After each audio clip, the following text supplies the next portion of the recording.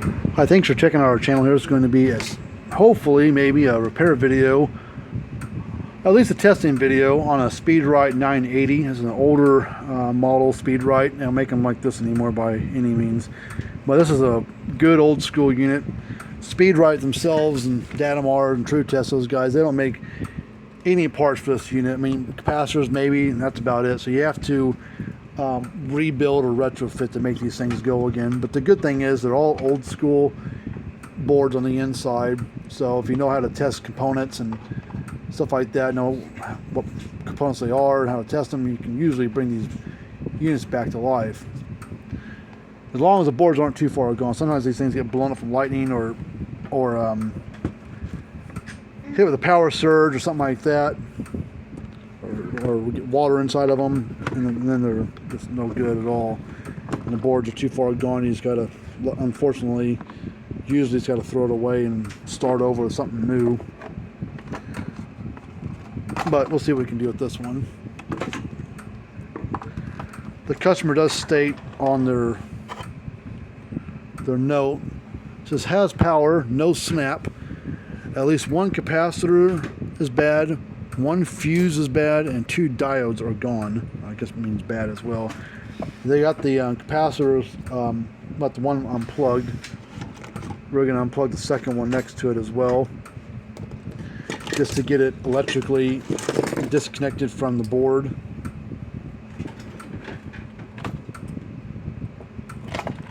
And we're going to test these individually. These are, I think, are 30 microfarad capacitors. There's no polarity to testing capacitance on this type. They're not electrolytic, so you have to worry about polarity and stuff. So let's go across this one here. Should be 30, and reads nothing. Go across this one, reads nothing. So both capacitors are bad. They said at least one, but both are bad. Well, maybe we'll get lucky with just bad capacitors.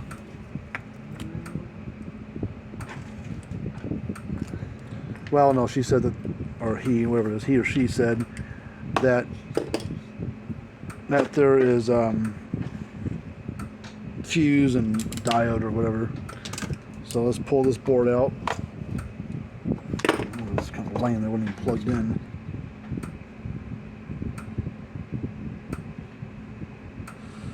Oh shit. The board over here is all burnt up.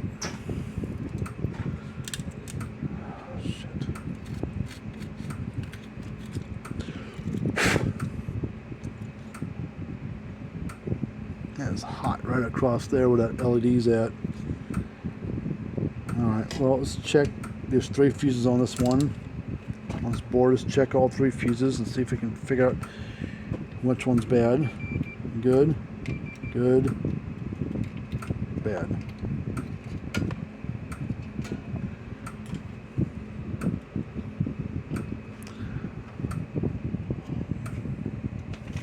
I don't know what we're going to do about that light bulb area.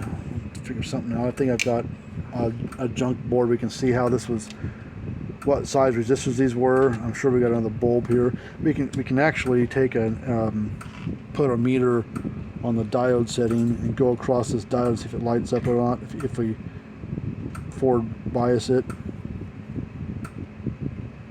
no, the bulb does not light up at all. It does test good.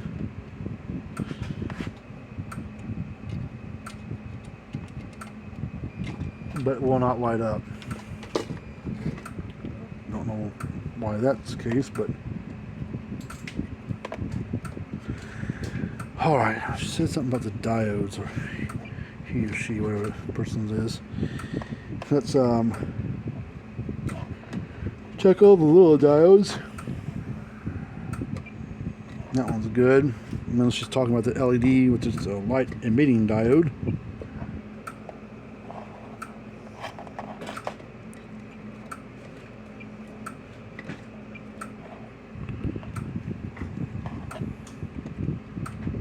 Big ones here.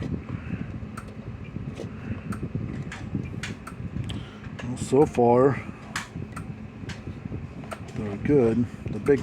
The standard dials are good. Oh, there's a couple more over here. That's good. Good.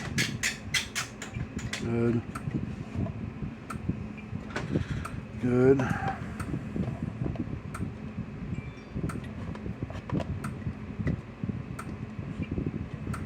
That's good. That's good. You got these 4 diodes here.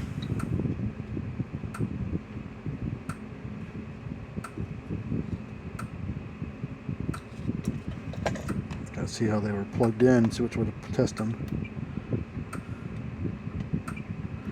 Good. Good. So all 4 of those diodes are good, and we got this SCR here. Test it. Yeah, so I guess she's talking about this stuff here. But let's see what happens if we just plug in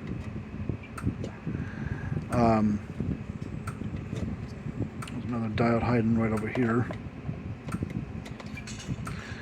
So let's get a couple capacitors put back in here. We'll try it. Alright, got a couple capacitors here sitting for a little bit. I just want to check and make sure that they're good. Should be 30 a piece. Okay. 28, close enough. 29.7. Okay.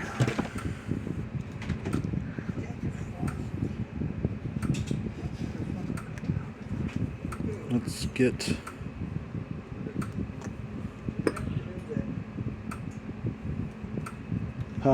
oh, the clamp? Not well, that too, but that plastic thing that the bulb sits in on the board. Yeah, you didn't have to have that. It did, 'cause it fell out. It fell out on me and just fell out again. That one had two spots for 2 bulbs. Yeah. Instead of putting 2 bulbs in it, just put one, but just put it across the outside holes. The frosty one. Yeah, yeah. Here you go. Here's a clamp for you. I was gonna throw it on the bench.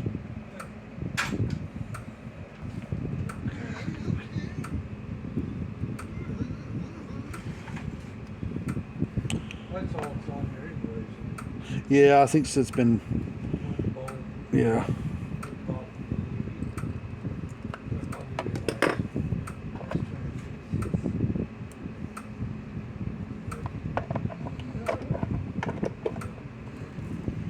All right, let's check one other thing. Let's check the primary side of the transformer right here.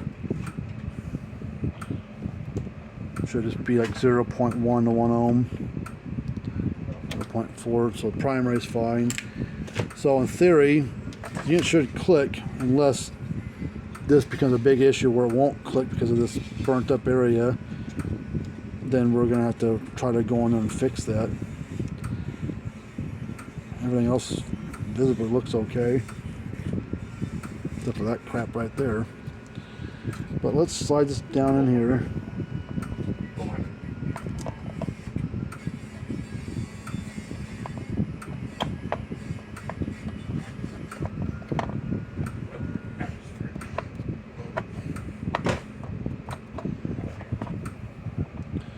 All right, let's plug it in.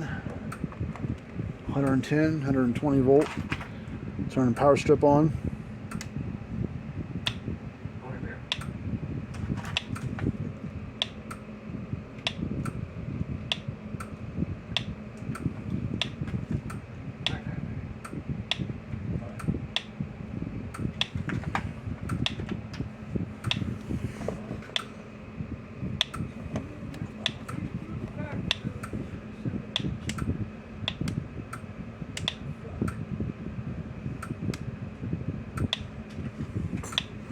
Alright, light down there is flashing. This light does not flash, of course. And the light down there is solid, which it's supposed to be. I'll talk to the customer about that, but I don't know. But it's just why we're ahead. Just leave it alone. So let me put my tester across there and see what we're getting out of the thing. Here, we'll stand this up.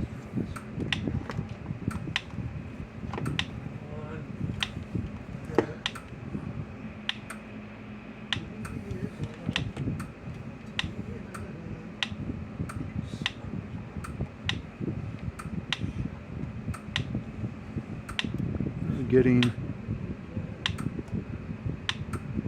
about 7,000 volts out of it. It's pretty good with a 10 joule unit. See what kind of spark it'll, if I can get a, let's put it back together real quick. Let me lay this down.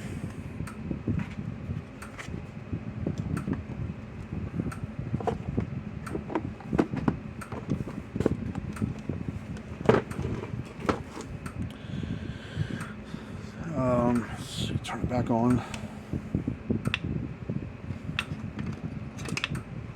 Actually,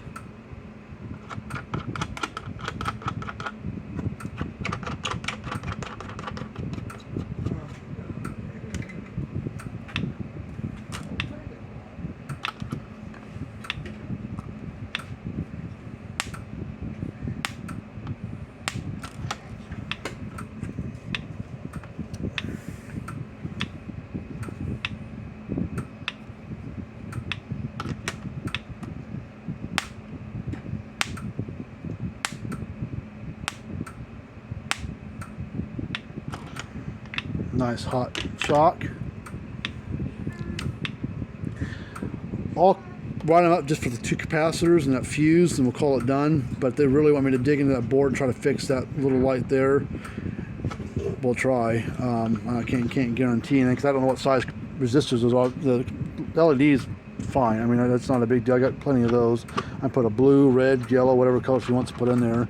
But the those resistors, I don't know what size they are. I've probably got a junk board around here that we could find and then test those resistors and then put some new ones in, and the LED might really get it going. The back side of the board was pretty toasty too, so we'd have to, run a wire across that trace that's all burnt up. But right now we're just going to go with 2 capacitors and call it done, and see what the customer has to say. But here's our information. If you got a old Speedrite, old Gallagher, old Parmac, whatever, fence starter, we work on all this old stuff. I mean, wasn't too bad of a fix. I mean, a brand new model of this size unit with the Speedrite is called a Speedrite 12,000i, which are probably about $900, $800, somewhere in that range, as of this time and place that this video was made.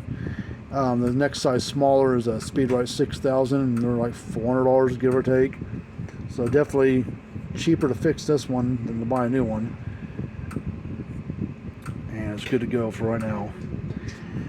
Alright, well, that's it for this video. Until next time, we'll see you guys later on. Have a good rest of your day.